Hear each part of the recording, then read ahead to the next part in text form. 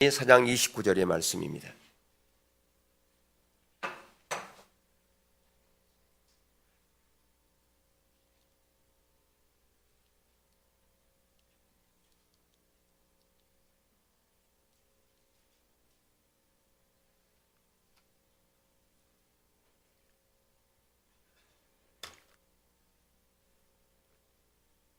한 목소리를 합독하겠습니다.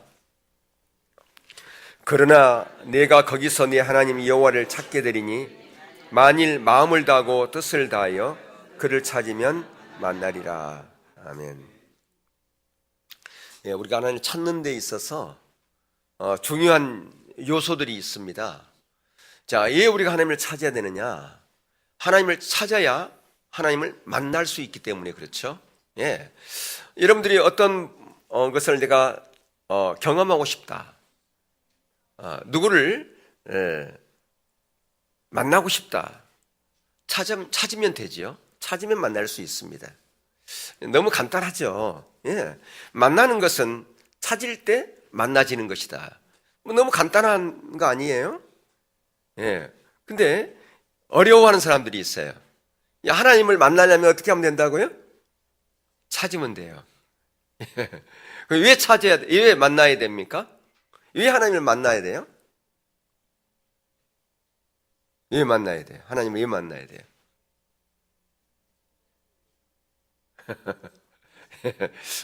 예. 자녀들이 엄마를 애타게 찾습니다. 아빠를 애타게 찾습니다. 여러 가지 이유가 있어요. 아빠, 돈 주세요. 엄마, 돈 주세요. 그렇게 할 수도 있겠죠. 예. 자기가 필요가 있기 때문에 찾을 수도 있을 거예요. 근데 성경은 우리의 모든 필요는 하나님이 다 알고 있다, 모르고 있다요? 다 알고 있다라고 하는 것입니다. 그러니까 우리가 하나님을 찾는 목적은 우리 필요를 위해서가 아니에요. 우리 필요는 하나님께서 다 아시기 때문에 그것은 이방인들이 구하는 것이라고 말씀했어요. 우리가 구하는 것은 하나님의 의도와 목적입니다. 하나님께서 이 시대에 무엇을 하기를 원하는지, 왜 그것을 우리가 찾아야 될까요? 하나님이 우리를 부르신 목적과 거기 연관이 있습니다. 하나님께서 왜 우리를 불렀다고요? 왜 우리를 하나님의 자녀로 삼으셨습니까? 단순히 죄에서 해방되어지고 천국 백성 되어져서 우리가 죽으면 천국 가기 위함인가? 아니라는 거죠. 물론 궁극적으로 우리가 그렇게 될 것입니다. 그러나 더 중요한 것이 있어요. 여러 번 강조하지만 하나님의 동역자로 우리를 불렀다라고 하는 것입니다. 그것이 에덴 동산에서부터 그것이 시작되어졌어요. 하나님께서 아담을 창조하신 목적이 뭐냐? 바로 하나님의 대리자로서 이 땅을 다스리기 위함이었다. 그런데 선악과를 먹음으로 말미암아 그 모든 권세를 사단에게 다 주어버렸어요. 그래서 사단을 세상의 임금이다. 이 세상을 다스리는 왕이다. 그렇게 얘기를 하지 않습니까? 근데 예수님께서 십자가에 달려 죽으심으로 말미암아 그 사망 권세, 사단의 권세를 깨뜨려 버렸다고 하는 것이죠. 그리고 더 나아가서 하나님과 우리의 그 담들을 다 허물어 버렸어요. 그래서 우리가 죄가 있이는 하나님께 나갈 자가 없는데 예수 그리스도의 십자가 공로, 예수 그리스도를 구주로 영접함으로 말미암아 하나님의 자녀가 되는 권세를 우리가 부여받았을 뿐 아니라 하나님께 나아갈 수 있는 그 특권을 누리게 되었다. 우리 가운데 있는 그 모든 장막들이 다 무너졌기 때문에. 그래서 하나님께 우리에게 나오라고 하는 것입니다. 하나님께서 우리를 초청하고 있습니다. 그러니까 하나님께서 우리를 부르고 있어요. 만약에 청와대에서 저와 여러분을 초청하면 여러분은 어떻게 합니까? 얼마나 기대가 될까? 설레일까요? 그리고 전화해서 친구들에게 다 자랑할 겁니다. 청와대에서 나를 초청했다고, 대통령이 나를 불렀다고. 근데 그보다도 더 큰 영광이지 않습니까? 하나님께서 우리를 초청했다고 하는 것이죠. 그러니까 하나님께 그렇게 나아가야 돼요. 만나야 된다. 하나님께서 우리를 찾고 찾을 때 만나 주실 것이다 말씀했어요. 하나님께서 항상 하나님께 나갈 수 있는 길은 열려 있습니다. 그래서 그렇게 하나님께 나갈 수 있는 것은 하나님을 찾을 때 하나님을 만나는 겁니다. 왜 만나느냐? 만나야 거기에 하나님의 놀라운 의도와 목적을 알 뿐 아니라 그분 가운데 놀라운 생명이 있어요. 은혜가 있어요. 복이 있어요.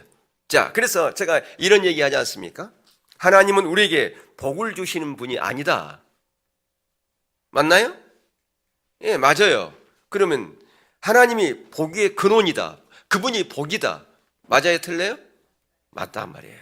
그러니까 우리는 너무나 많은 경우에 내가 하나님을 만나지 않고 하나님 안에 없으면서 하나님 저에게 복을 주세요, 저에게 복 주세요, 그렇게 얘기한다 그 말이에요. 아니에요. 그것은 잘못된 질문입니다. 내가 주님 안에 없는데 복을 달라고 그래서 복이 내게 옵니까? 바로 그게 포도나무 비유에서 예수님이 내 안에, 내가 예수님 안에 거하는 삶이잖아요. 내가 하나님 안에 거하면 하나님의 모든 생명과 복이 내 것이 되는 거예요. 예. 근데 우리는 너무 많은 경우에 하나님 저에게 복 주세요. 주님과 멀리 떨어져 있는데, 예. 아버지 앞에 서서 아버지 저에게 돈 1,000원만 주세요. 그러면 아버지가 줄 수 있어요. 근데 한 1km, 2km 떨어져 가지고 아버지 저에게 돈 1,000원 주세요. 그러면 1,000원 나에게 받을 수 있어요? 못 받는단 말이에요. 똑같은 거예요. 우리가 그렇게 기도하는 경우가 많아요.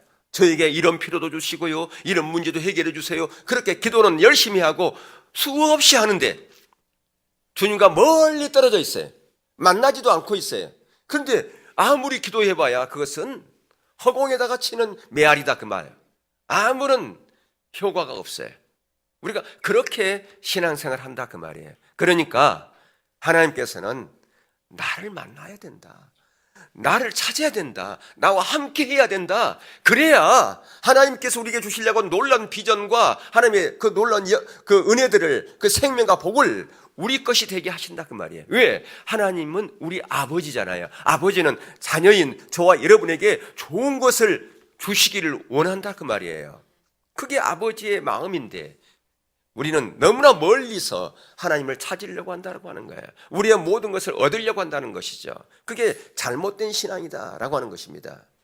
그러니까 우리의 기독교는 하나님과 만남으로부터 시작되어진다, 관계로부터 시작되어진다, 그렇게 여러 번 강조하고 있지 않습니까? 그러니까 내가 기독교인이라 그러는데, 하나님의 자녀라고 그러는데 하나님과 만남이 없다, 그분과 동행하는 삶이 없다, 그것은 신앙이 문제가 있는 것이다, 그렇게 말씀드릴 수 있어요. 자, 아까도 우리가 예배를 굉장히 강조했지 않습니까? 왜 그렇게 우리가 이런 예배를 드려야 됩니까?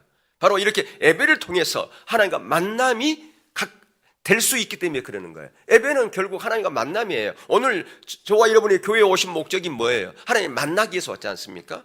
하나님께 우리를 초청했단 말이에요. 근데 여기에 오는 것은 청와대에 가는 것보다 더 영광이에요. 그런데 여러분들이 교회에 오는데 늦게 온다? 그게 잘못된 거예요. 만약에 청와대에 여러분을 불렀는데 여러분 지각할 수 있겠어요? 그건 말이 안 되는 겁니다. 대통령이 10시까지 오세요, 그렇게 초청을 했는데 괜찮아, 한 20분 늦게 가지, 그럴 수 있어요? 불가능하지 않습니까? 근데 우리는 그 예배에 대한 인식이 없어요. 하나님을 만나러 간다는 한 그 어떤 개념 자체가 없어요. 그러다 보니까 아까도 제가 그런 얘기를 드렸어요. 회사 갈 때는 깨우지 않아도 자기가 딱 일어나가지고 준비해서 간다는 거예요. 근데 주일만 되면 깨우니라고 그냥 부모들이 에너지가 다 소비된다는 거예요. 이게 문제 있는 거 아니에요? 문제 있는 신앙 아니에요 지금 이게? 거기에 해당되는 사람 좀 가슴이 좀 찔려야 돼. 전혀 나는 그거하고 별 상관이 없어, 그렇든 말든 그런 문제가 있는 거죠. 예. 그럼 양심이 이제 문제 있는 거예요. 그게 우리가 양심이 있기 때문에 이런 설교를 들으면 가슴에 찔림이 있어야 된단 말이에요. 예, 우리 가운데 마음이 있기 때문에. 그러니까 우리가 하나님께 나아가는 것은 결국 뭐냐? 마음을 다해서 나아가는 거예요. 예, 힘을 다해서 나아가는 거예요. 그걸 하나님께서는 원하시는 거예요. 하나님 우리의 뭘 보시기 때문에? 우리의 중심을 보시기 때문이다 라고 하는 겁니다. 그래서 하나님을 찾는 데 필요한 요소들 가장 첫 번째는 우리의 마음을 다하는 거예요. 힘을 다하는 거예요. 우리 중심을 보시기 때문에. 예. 우리 여기 아동부 오늘 헌금 드린다고 아침부터 오늘 헌금 드릴 거야 하고 자랑하고 오더라고. 예, 헌금 드렸죠? 예. 예, 그래 헌금 드리는 것도 마찬가지죠. 예. 하나님께 드리는 거기 때문에. 예.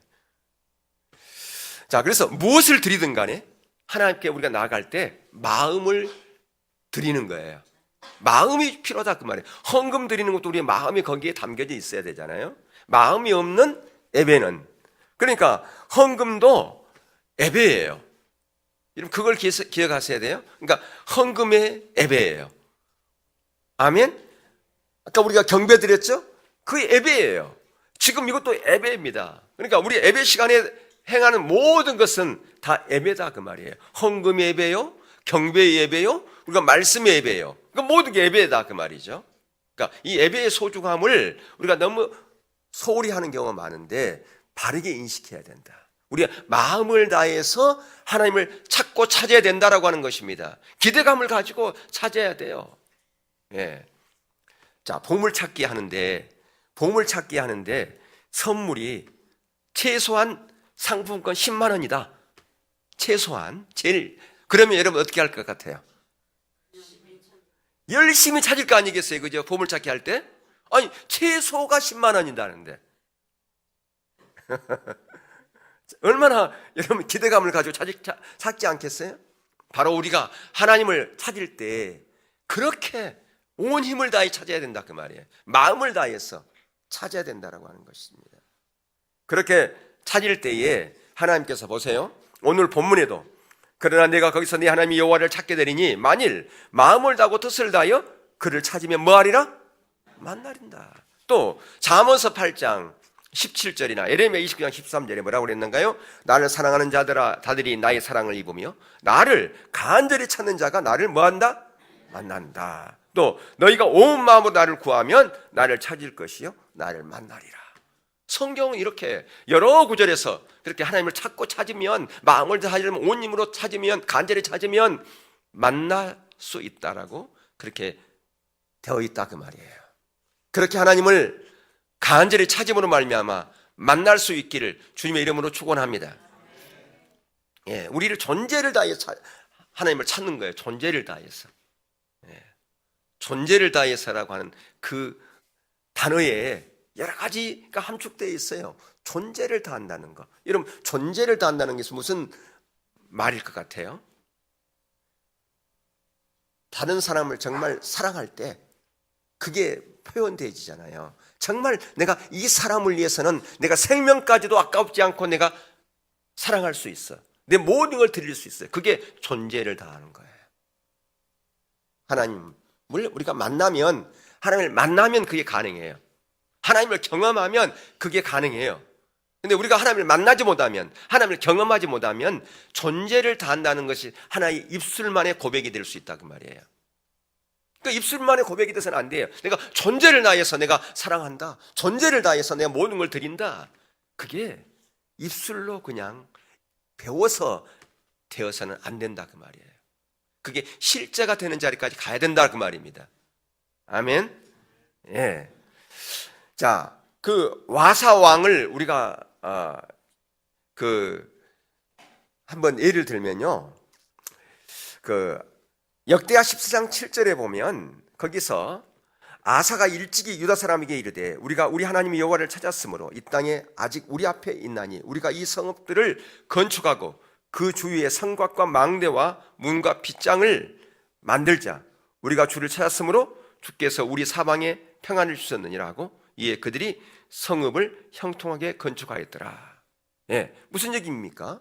우리가 하나님을 예배하는 것도 마찬가지고 하나님을 말씀에 순종하는 것도 마찬가지고 목소리를 청정하는 것도 우리가 간절히 하나님의 마음을 다해 찾아야 되는데 이렇게 찾을 때에 뭐가 임했다는 겁니까? 하나님의 생명이 임했다 그 말이에요. 생명이 임했다는 것은 거기에 하나님의 실제가 우리 가운데 함께 했다 그 말이에요. 그러니까 여기 보니까 뭐라고 그럽니까? 예, 사방을 하나님의 보호막을 쳐서 하나님의 평안이, 하나님의 은혜가, 하나님의 생명이 넘쳐나는 그 실제적인 삶이 가능했다라고 하는 겁니다. 그러니까 오늘 많은 사람들이 하나님 저에게 생명도 주시고요, 이것도 주시고요, 제가 내 삶에 평안한 길을 가게 해주세요. 그런 기도를 많이 합니다. 근데 그게 가능한 것은 어디서 시작했다고요? 하나님을 찾고 만났을 때 그게 가능했다고 하는 거 아닙니까? 예, 진정한 우리 인생의 축복은 하나님을 만날 때 그게 가능해요. 그러니까 그 하나님을 만나려면 어떻게 해야 된다고요? 찾아야 된다고요. 그냥 찾는 게 아니라 마음을 다해서 힘을 다해서 간절히 하나님을 찾아야 된다라고 하는 것이죠. 그리고 더 나아가서 역대하 15장 12절과 15절에는 우리의 목숨을 다해서 그렇게 찾아야 된다라고 하는 것입니다. 딱 보세요. 그렇게 찾을 때에 하나님이 기뻐했어요. 그리고 거기에 사방에 그들을 만나주시고 그들의 사방에 뭘 주었더라? 평안을 주었더라. 평안을 주었더라. 진정한 샬롬을 말하는 겁니다. 이건 그냥 단순한 평안이 아니에요. 우리 전인적인 샬롬을 말하는 겁니다. 영적으로 평안할 뿐 아니라 내 마음적으로도 평안해요. 여러분, 사람이 스트레스 받고 신경 쓰이고 그러면 질병이 생깁니다. 어떤 사람은 이경련이 일어나고요. 얼마나 힘듭니까? 근데 하나님을 만나니까 진정한 샬롬의 평강이 넘치니까 영적으로 평안하고 마음적으로 평안하고 육적으로도 평안하는 거죠. 그렇지 못하면 반대 현상이 일어나잖아요. 영이 피폐해지고요. 그러면 심기가 불편하고 육신의 질병까지 거기에 더해질 수밖에 없다 그 말이에요. 하나님이 놀라운 은혜죠 이게요. 이러한 자리로 여러분이 갈 수 있기를 축복합니다. 그러기 위해서는요, 시간 투자 없이는 불가능해요. 시간을 투자해야 된다 그 말이에요. 저절로 되는 건 없어요. 시간을 투자해야죠. 기도하는 자로 나오라는 그 말입니다. 하나님을 찾는 자로 나가야 된다는 거죠. 두 번째, 우리가 하나님을 찾는 그 요소를 우리가 살펴보면 자기 중심적인 삶을 버려야 됩니다. 자기 중심적인 삶을. 왜 자기 중심적인 삶을 버려야 되는가? 이 자기 중심적인 삶은 어디서부터 왔을까요? 바로 타락의 본질이에요. 자기 중심적인 삶은 바로 선악과를 따먹는 그 순간, 선악과를 보는 그 순간 자기 중심적인 것이 발동되어졌어요. 아담과 하와가 선악과에 대해서 별로 관심이 없었어요. 근데 그 사단이 선악과를 네가 따먹어. 그러면 네 눈이 밝아져 가지고 네가 하나님처럼 될 거야. 그 말을 들었을 때 순간 이제까지는 항상 하나님이 자기의 삶의 주인이었어요. 그래서 하나님의 방법대로 하나님의 자원대로 살아가는 삶을 살았는데 순간 그 말을 듣는 순간 선악과를 딱 보니까 보암직도 하고 먹음직도 하고 지혜롭게 할 만큼 탐스러웠다 그 말. 그 얘기는 뭐냐면 순간 하나님 중심적인 것에서 자기 중심적인 것으로 바뀌어버렸다 그 얘기입니다. 이게 바로 타락이에요. 거기서 타락이 시작되어진 거예요. 항상 우리가 어떤 잘못된 죄를 범할 때 행동 앞서서 뭐가 먼저 온가요? 생각이 영역이 먼저 오는 거예요. 생각하면서 그것 행동을 옮긴다 그 말입니다. 그래서 그 생각을 먼저 사단이 지배해버렸어요. 사단이 말이 아담과 하와의 생각을 지배해버렸다 그 말이에요. 어떻게? 자기 중심적인 사고를 갖게 해버렸다. 가치관 자체를 자기 중심적인 것으로 바꿔버렸다 그 말입니다. 그래서 그 선악과를 따먹었잖아요. 이처럼 자기 중심적인 삶은 타락의 본질이에요. 타락아 바로 죄를 짓는 그 자리에 있으면 우리는 자기 중심적인 것에서부터 벗어날 수가 없습니다. 자기 중심적인 삶 가운데 있으면 절대로 하나님을 찾는 자로 갈 수가 없어요. 하나님을 찾는 자로 가려면 철저하게 자기 중심적인 삶을 버리고 하나님 중심적인 삶으로 우리 삶을 전환하지 않고서는 하나님을 찾는 자로 절대로 갈 수 없습니다. 자기 길, 자기 생각을 따라서 가거든요. 근데 성경에서는요, 자기 길을 따라가는 거, 자기 생각을 따라가는 거, 이런 사람을 뭐라고 부르는 거 아세요? 악인이라고 불러요. 불의한 자라고 부릅니다. 그러니까 성경에서 불의한 자는, 악인은 다른 게 아니에요. 자기 길을 따라가는 거예요. 왜 자기 길을 따라갑니까? 하나님의 길을 따라가야 되는데, 이 길이라고 하는 것은 방법을 얘기하는 거죠. 자기 중심적인 삶 가운데서는 자기 방법을 따라가는 거죠. 그러니까 우리가 잘 아는 것처럼 자기 중심적인 삶의 세 가지 특징이 있잖아요. 뭔가요? 자기 목적을 위해 살아가는 거예요. 또 하나는 뭡니까? 자기 방법을 따라 살아가는 거예요. 자기 자원을 의지해서 살아가는 것. 이게 자기 중심적인 삶 아니겠습니까? 여기서부터 뭐가 나왔어요? 잘못된 가치관의 신앙이 나왔지 않습니까? 그게 뭐예요? 율법주의 신앙, 기복주의 신앙. 인본주의 신앙, 여기서 나온 거 아니에요. 반대로 하나님 중심적인 삶은 특징이 뭔가요? 하나님이 목적되는 삶, 하나님의 자원을 따라가는 삶, 하나님의 방법으로 살아가는 삶.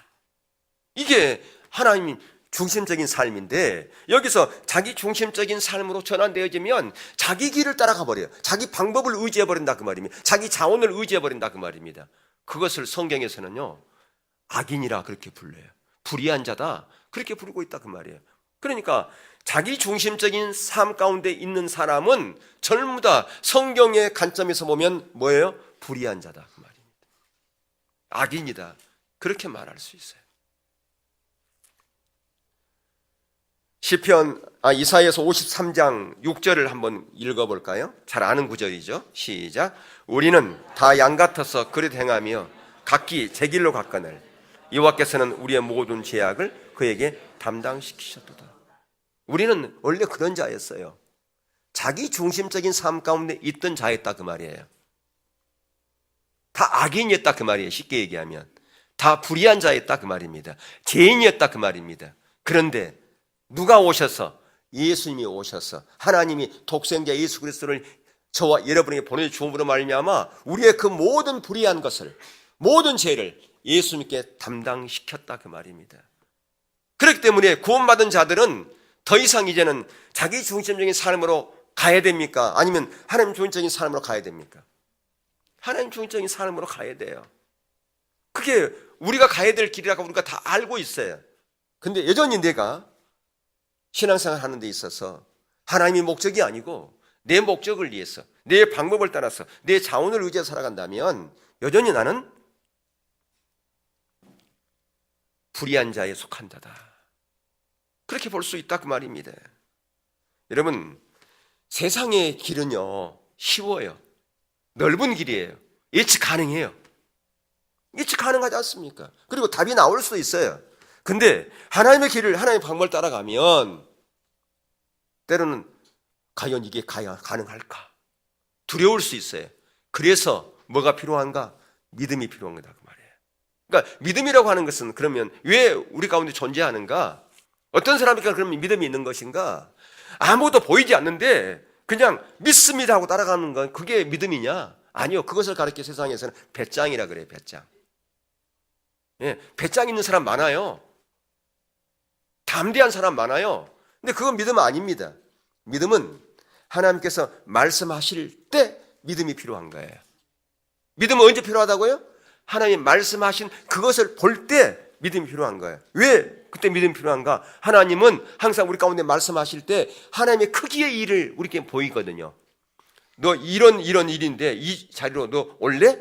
근데 그게 우리의 자원, 우리의 상식과 전혀 맞지 않는 엄청난 크기예요. 그러니까 믿음이 필요한 거예요. 그러면 이게 어떻게 이게 가능한가? 하나님을 만난 사람은 이걸 보는 거예요. 하나님의 크기를. 근데 하나님을 만나지 못한 사람은 믿음도 시작되지 않는 거예요. 그러니까 믿음은 언제 시작하느냐? 하나님을 만났을 때. 하나님 만나면 하나님께서는 하나님의 크기의 말씀을 하시거든요. 그때 믿음이 필요한 거예요. 그 사람 참 믿음이 좋대. 뭐가 믿음이 좋은 건가? 우리가 믿음이 좋대 그러면 열심히 기도하고 열심히 헌신하고 그런 것이 믿음이 좋대 그래. 그 사람 주일날인데도 어디 자기 친척들 결혼식 하는데 거기 안 가고 주일날 왔대. 참 믿음이 좋아. 여러분, 바리새인들은요 더 철저하게 안식일을 지켰어요. 그들은 옆에서 뭐 아주 친한 자기 형제 무슨 일이 있어도요 안식일 날은 꼼짝도 안 했어요. 가지도 않았어요. 얼마나 믿음이 좋습니까? 바리새인들. 근데 바리새인들이 믿음이 좋은가요? 그러니까 우리는 믿음이라고 하는 그것을 어떤 뭐가 믿음이다. 믿음의 진정한 그 정의를 바르게 내리지를 못해요. 왜 그럴까? 우리의 신앙생활 자체가 잘못되어 있기 때문에 그렇다라고 하는 거예요. 쉽게 얘기하면 내가 잘못된 가치관 가운데서 신앙생활을 했기 때문에 그런 정의가 나오는 거예요. 그래서 중요한 것은, 우리가 기억할 것은 자기 중심적인 삶에서 하나님 중심적인 삶으로 전환해야 되는데요. 근데 그게 그냥 되는 게 아니에요. 자동적으로 되는 게 아니에요. 많은 사람들이요, 자기 중심적인 삶을 버리고 하나님 중심적인 삶으로 나아가라 그러면 부담스러워합니다. 그러니까 우리 선교회에 많은 목사님들이 왔다가 돌아가고 왔다가 돌아가고 그럽니다. 처음 들어보면 이런 메시지 전하면 다 성경적인 메시지니까 그래, 자기 중심적인 삶으로 살아야 돼. 다 아멘 하지요. 근데 아니? 제가 반대로 얘기했나요? 하나님 중심적인 삶으로 살아야 돼. 얼마나 성경적인가요? 사람들이 아멘하고 그래 그렇게 살아야지. 그걸 가지고 교회에서 설교하고 접목해야지. 근데 그렇게 하다가 중간에 사라졌어. 왜? 이유를 살펴봤어요. 하나님 중심적인 삶의 메시지를 전했더니 성도들이 싫어하고 떠나더라는 거예요. 아니, 성경적인 메시지를 전하면 성도들이 좋아하고 더 사람들을 데리고 와야 되잖아요. 야, 봐라. 우리 목사님이 달라졌어. 우리 목사님이 말씀이 달라졌어. 정말 하나님 뜻대로 살려고 그러는 것 같아. 그럴 것 같아요? 아니에요. 부담스러워합니다. 부담스러워해요. 하나님 뜻대로 살려고 그러면 부담스러워해요. 이게 오늘날의 현실이다 그 말이에요. 너무나 안타깝죠. 그래서 맞는 말씀인데 그 말씀을 전했더니 우리 교회에서 가장 헌금 많이 하는 집사님이 교회를 떠난다고 그래. 그래 어떻게 하겠어? 더 이상 그 메시지 다 맞는데 내가 못 전할 것 같아. 강주에 있는 제 고등학교 동창, 동기생 얘기예요. 저 동창을 강주에서 만났는데 그 친구가 강주 화요 집회를 잘 나왔어요. 근데 그 얘기 나한테 하더라고요. 오래전의 얘기입니다.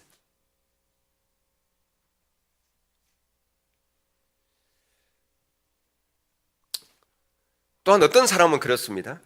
이런 메시지를 다 들으면 자동적으로 삶이 변하는 줄 알아요. 예, 그러면 참된 메시지를 계속 듣고 있으면 자동으로 내 삶이 변하느냐? 그건 전혀 아닙니다. 그건 별개예요. 예, 내가 하나님을 안 찾으면 아무리 내가 많이 들어도 그 꽝이에요, 그게요. 그러니까 제가 우리가 메시지를 듣는 것은 그건 하나의 또한 이론이에요. 중요한 것은 내가 그 말씀을 듣고 결단해서 하나님을 찾는 자리로 가야 된다 그 말이에요. 하나의 피자 선전지와 같은 거예요. 여러분 피자 선전지 여러분이 많이 보면 맛있네? 맛이 느껴져요? 안 느껴지잖아요. 피자 선전지라고 하는 것은 그것을 보고서 주문하는 거예요. 사서 먹으라는 거예요. 그렇잖아요. 그러니까 우리가 설교를 듣는 것은 그것은 하나의 안내문이라고 말이에요. 중요한 것은 여러분이 결단해서 하나님을 찾는 자로 가야 그 말씀이 진짜 생명력을 가지고 우리의 삶을 변화시키고 우리의 삶을 진짜 하나님의 일하는 자리로 이끄신다 그 말이에요. 아멘. 예, 그게 필요해요. 예. 근데 이렇게 자기 중심적인 삶을 버리고 하나님 중심적인 삶으로 이렇게 바뀌면 어떤 일이 나는 줄 아세요? 가장 먼저 누구의 모습이 보일까요? 내 모습이 보게 돼 있어요. 내 모습을 보게 돼 있어요. 어떤 모습? 하나님의 말씀에서 떠난 나의 모습을 보게 된다 그 말이에요. 근데 자기 중심적인 삶 가운데 있으면요, 나의 모습은 안 보입니다. 그 누구의 모습은 보일까요? 다른 사람의 모습은 잘 보여요. 그러니까 뭐 하게 됩니까? 판단하게 되는 거야, 판단. 근데 어떻게 보면 자기는 그 사람보다 훨씬 더 못하는데도 불구하고 자기는 의롭다고 생각한다 그 말이에요. 그리고 다른 사람을 판단하고 정죄하고 그렇게 하기 너무너무 쉬워요. 근데 자기 중심적인 삶에서 하나님 중심적인 삶으로 바뀌면 가장 먼저 어떤 일이 나는가? 자기 모습이 보여요. 왜? 성령님께서 오셔서 내 가운데 있으니까. 성령님께서 비춰주지 않으면 우리의 모습을 절대 못 봅니다. 내가 회개의 자리에 간다. 그것도요, 성령님께서 내 모습을 보게 해야 진정한 회개가 나오는 거예요. 안 그러면 그냥 표면적인 회개밖에 안 돼요. 진정한 회개는 성령님께서 내 모습을 보게 해야 돼요. 그것을 가르쳐서 우리는 뭐라 부른다? 인식이라고 그래요. 처지 인식. 느헤미야가 고향의 소식을 들었어요. 그래서 그 느헤미야 1장에 나와 내 아버지 집이 범죄했나이다. 그러면서 그가 금식하며 기도하는 자로 가잖아요. 왜? 처지 인식을 했다 그 말이에요. 이제까지는 그게 자기의 죄인지는 몰랐어.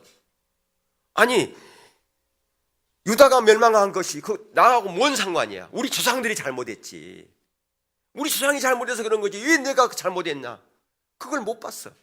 그런데 처지가 인식되어진 성령의 조명을 통해 자기 모습을 보니까 그게 바로 자기 때문에 그런 일이 있었네. 그러니까 나와 내 아버지 집이 범죄했습니다. 처지를 인식한 거예요. 오늘날 교회가 어떠니, 오늘날의 한국의 성도들이 어떠니, 많은 사람들이 그렇게 비난하고 비판합니다. 근데 진정으로 본 자는 그것이 누구의 죄로? 자기의 죄로 여기고 통회하는 자로 가요. 내가 하나님 바로 서지 못했기 때문에 그렇습니다. 목회자 같으면, 저 같으면 오늘날의 목회자가 하나님 바로 서지 못했기 때문에, 그것은 다른 사람이 아니라 내가 목회자이기 때문에 저의 죄입니다. 그렇게 은혜를 구하고 간다 그 말이에요. 자기 죄로 인식하고. 이게 그냥 되어지는 게 아니고 처지가 인식되어지면 그게 가능해요. 바로 진정한 회개가 될 때 우리가 하나님을 찾는 자로 가고 하나님을 만날 수 있다 그 말입니다. 진정한 하나님을 찾는 자는 바로 이런 회개가 동반이 돼야 돼요. 이사야서 59장 2절에 보시면 오직 너희 죄악이 너희와 너희 하나님 사이를 갈라놓았고 너희 죄가 그의 얼굴을 가리워서 너희가 듣지 않으시게 함이니라.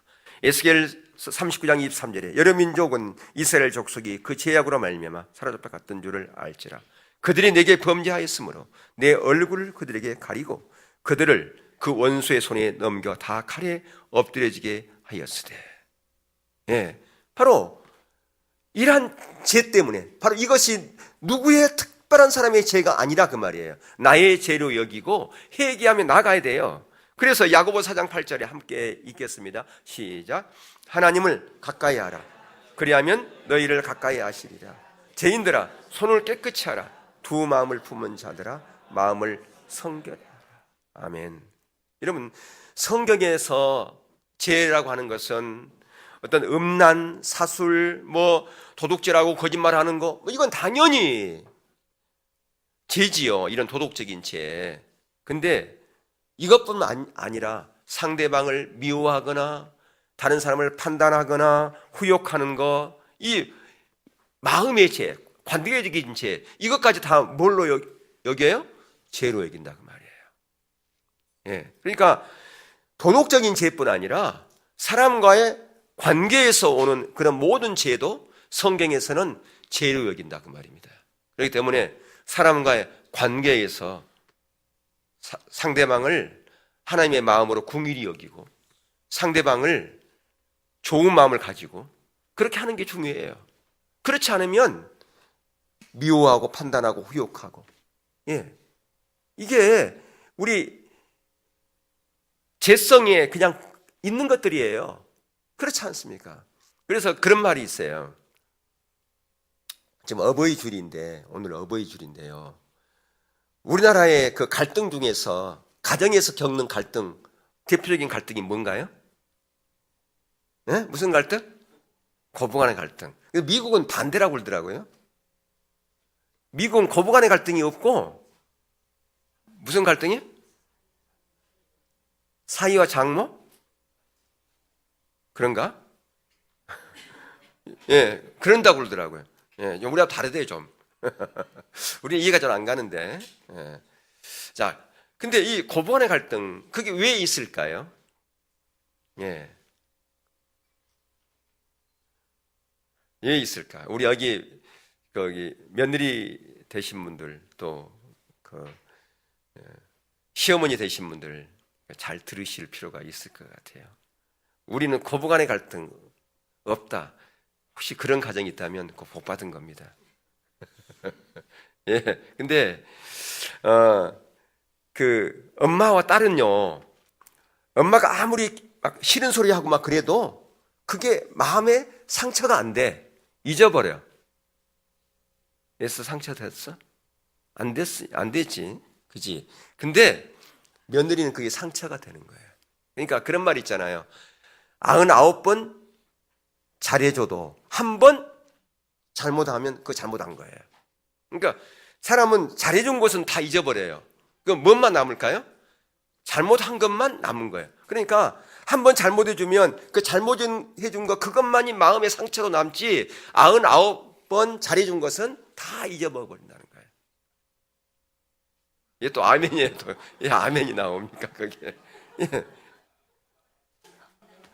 예, 무슨 얘기 하려고 그러냐면 사람과의 관계에서 어떠한 불편한 마음도 있으면 안 돼요. 왜? 그 불편한 마음이 있으면 뭐기 때문에? 죄이기 때문에. 그러니까 성경은 도덕적인 죄만 죄가 아니라 관계적인 죄도 서로 불편한 마음을 갖고 서로 미워하고 후욕하고 섭섭한 마음을 갖는 거 이것을 다 뭐 하느냐? 풀라고 말이에요. 풀라. 예수님의 마음 풀어야 돼. 내가 이런 마음이 있었는데 저를 용서해 주세요. 그러면서 풀어야 된다고 말입니다. 그래야 하나님의 은혜가 우리 가운데 있으니까 이게 진정한 회개에 합당한 열매를 맺어야 된다고 말이에요. 왜? 회개하고 나서 회개에 합당한 열매를 맺지 않으면 안 돼요. 내가 시어머니에게 이런 불편한 마음을 가지고 있었어. 며느리에게 이런 불편한 마음을 가지고 있었어. 그러면 그것이 하나님께 비춰주면 회개할 거 아니겠어요? 그러면 제가 끊기는가? 아니란 말이에요. 어느 자리까지 가야 돼요? 회개에 합당한 열매를 맺는 자리로 가야 된다고 말이에요. 어머니, 내가 이런 엄마에게 이런 마음을 갖고 있는 죄를 용서해 주세요. 용서를 받고 예수님 이름으로 끊고 그렇게 해야지 이게 싸매지는 거라 그 말이에요. 더 이상 사단이 틈을 못 한다 그 말입니다. 아멘. 예, 이게 회개예요. 이런 회개 자리까지 가야 된다. 왜 그래야 된다? 그래야 되냐? 하나님을 만나려고. 하나님을 만나기 위해서는 그게 하나님 안에 거하는 삶을 살려면 이게 돼야 된다 그 말입니다. 하나님의 생명이, 하나님의 은혜가, 하나님의 복이 우리의 삶 가운데 실제가 되는 자리에 가려면 이게 돼야 된다 그 말이에요. 계속해서 사단은 우리를 그걸 가지고 우리를 넘어지게 하기 때문에 그런 시비거리를 끊어버려야 된다고 하는 거예요. 죄가 더 이상 우리 가운데 틈 못하도록 끊어버려야 된다고 하는 겁니다. 그 다음에 중요한 것은 우상을 버리는 게 우상. 예. 더 이제 부분도 있는데 제가 막 넘어갔습니다, 지금. 예. 그러니까 우리가 이런 불편한 마음을 가지고 있으면 아무리 기도해도 기도 응답이 될까요, 안 될까요? 안 된단 말이에요. 기도 응답이 안 돼요. 그러니까 이런 것들, 이런 제약들을 끊어야 된다라고 하는 거예요. 자, 우상을 버려야 됩니다. 당연히 우리가 우상 섬기는 사람들이 있나요? 오늘 4월 무슨 날이에요? 음력으로? 4월 초파일이에요. 음력 원래 제 생일이 4월 초파일이거든요. 네, 내 생일만 되면 사람들이 막 이렇게 잔치하고 막 그러더라고요. 나하고 상관없이 막. 그래서 생일을 양력으로 옮겼습니다만은 오늘 우상 앞에 등 달고 하는 절하고 하는 사람 많이 오늘 특별히 더 많겠죠, 그죠? 예, 우리는 그런 일 안 하잖아요, 그죠? 근데 우리가 우상을 버려야 되느냐, 우리하고 상관은 없는 얘기 아니냐, 이렇게 얘기할 수 있어요. 근데 우상은 눈에 보이는 것만이 우상이 아니라 뭐도 우상이다? 마음의 우상도 있잖아요. 눈에 보이지 않는 우상도 있다 그 말이에요. 에스겔서 14장에 보면 뜨지는 않을 거예요. 에스겔 14장에 보면 거기에 그 장로 몇 사람들이 하나님 뜻을 물으러 에스겔 선지자에게 왔어요. 얼마나 귀한 자세입니까? 여러분, 하나님의 뜻을 물으러 왔다. 선지자에게 왔다. 얼마나 참 대단한 그런 믿음이에요. 참 신앙심이 깊지 않으면 이런 일을 할 수가 없잖아요. 그런데요, 에스겔 선지자가 이렇게 얘기를 합니다. 거기 보면 4절에 에스겔 14장 4절에 보면 그런 적 너희는 그들에게 말하여 이르라. 나주 여호와가 말하노라. 이스라엘 족속 중에 그 우상을 마음에 들이며 제약의 걸림돌을 자기 앞에 두고 선지자에게로 가는 모든 자에게 나 여호와가 그 우상의 수에도로 보응하리라. 그러니까 하나님의 길을 물으러 왔어요. 하나님 뜻을 물으러 왔는데 뜻을 말씀해 주기는커녕 내가 보응한다 그렇게 얘기를 해요. 갚아줄 것이다. 벌을 내릴 것이다. 어떻게 벌을 내야 되느냐? 그들의 마음속에 우상의 숫자대로 내가 벌을 내리겠다. 그렇게 말씀했다 그 말이에요. 다시 말하면 우리 안에 우상이 있고서는 하나님을 만날 수 있다 없다? 없다 그 얘기예요. 우리가 안에 우상을 가지고서는, 그러니까 여기서 얘기하는 것은 눈에 보이는 그런 우상을 말하는 게 아니고 마음의 우상을 지금 말하고 있다 그 말입니다. 그러니까 우리가 어떤 마음의 우상을 가지고서는 하나님의 얼굴을 구하되 그 하나님의 얼굴을 구하는 것이 아무런 소용이 없다, 백해무약이다 그 말이에요. 무슨 말이 맞는가? 무익하다, 백해무익하다. 예. 그래서 이 구절에서 우리는 에스겔서 이 말씀에서 우상의 그 성격을 잘 말해주고 있어요.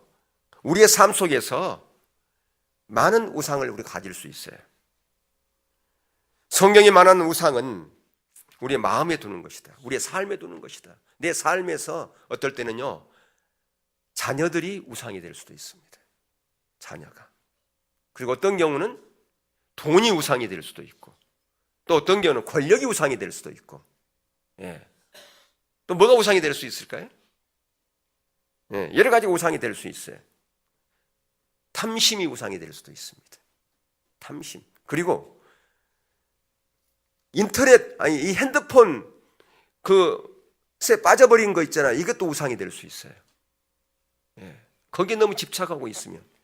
그러니까 우리 주위에 우상들이 가득해요. 근데 구약에서는요, 우상을 섬기는 자를 어떻게 하라고 그랬어요? 죽이라고 그랬어요.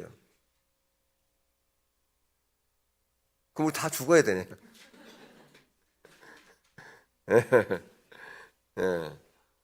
자, 골레스 3장 5절에 보면 그러므로 땅에 있는 지체를 죽이라. 곧 음란과 부정과 사욕과 악한 정욕과 탐심이니 탐심은 우상 숭배니라. 예, 땅에 있는 우리의 이 탐심, 탐욕, 이걸 죽이라는 거예요. 그러니까 이게 날마다 우리가 죽어야 돼. 날마다 우리는 죽어야 됩니다. 뭐가 죽어야 됩니까? 우리의 마음의 욕심들, 하나님보다 다른 것에 더 마음을 뺏긴 것들, 이게 다 탐심이잖아요. 이걸 다 죽이라는 거예요. 우상 숭배니까 이걸 죽이라는 거예요. 십자가 앞에 그 모든 걸 내려놓으라는 거죠. 여러분, 돈 자체가 나쁠까요? 돈은 자체는 나쁘지 않습니다. 예, 그 자체가 우상이 아니에요. 돈뿐만 다른 것도 다 마찬가지인데 돈은 하나의 필요한 거예요. 물건을 살 때 물건을 사는 매개체지 않습니까? 그러니까 그런 의미에서 돈은 필요하잖아요. 돈이 없으면 물건을 당장 살 수가 없으니까. 예. 근데 중요한 것은 이 돈이 나에게 힘을 준다. 그러면 우상이 되는 거예요. 그러니까 누가 그러잖아요. 주머니에 좀 몇만 원 가지고 시장에 가면 든든한데 몇천 원 가지고 시장 간다. 그러면 힘이 없어. 그것은 뭡니까? 돈이 나에게 힘이다 그 말이죠. 그러니까 돈이 내게 힘이 된다. 돈을 내가 어느 정도 가지고 있으면 어깨에 힘이 들어간다. 그러면 지금 돈이 우상일 수도 있다. 그거 아니겠어요? 예. 그래서 아무리 우리가 교회에서 주의 일을 헌신하고 봉사한다 할지라도 돈이 내가 있으면 내가 어깨에 힘이 들어가고 돈이 없으면 힘이 빠지고 그러면 실제로는 돈이 우상이 된 거예요. 그 우상을 가지고 내가 주의 앞에 나가는 거라 그 말입니다. 그래서 우리 가운데 하나님 아닌 다른 것에 우리의 마음이 뺏기고 그것 때문에 하나님을 찾는 것이 방해된다. 그러면 그거 다 우상이에요. 그걸 다 어떻게 해야 됩니까? 다 제거해야 된다라고 하는 거예요. 그렇지 않고서는 하나님께 나아갈 수가 없어요. 그게 방해하기 때문에. 그 우상을 가지고 하나님께 나아갈 수 없다. 방금 우리가 아까 에스겔에서 말씀드린 것처럼 그 장로들이 선지자를 찾아왔어요. 하나님의 의도가 무엇인가를 정말 찾고자 하는 그런 선한 동기를 가지고, 이런 선한 동기를 가지고 왔다 할지라도 그들이 하나님은 다른 것에 마음이 뺏겨 있다면 하나님을 찾을 수 없다 그 말이에요. 하나님을 만날 수 없다 그 말입니다. 응답받을 수 없다 그 말입니다. 마지막으로 하나 살펴볼 게 뭐냐면, 우리가 하나님을 찾는 자리로 가려면 세상을 버려야 돼. 세상을. 오늘 다 할 수 없어요. 이게 요소들이 많은데 시간이 없으니까 오늘은 여기까지 줄일 건데요. 세상을 버리는 것. 뭐 이 세상을 버린다는 거 한번 생각해 보세요. 세상을 버린다는 건 세상에 살지 말라는 얘기인가? 그런 얘기 아닙니다. 그걸 숙제로 던져놓고 제가 말씀을 갈무리 하려고 그러는데요.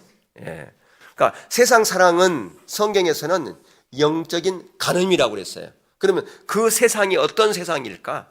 한번 여러분들이 생각해 보세요. 그러니까 이 하나님이 창조한 이 우주가 세상이냐? 그건 아니에요.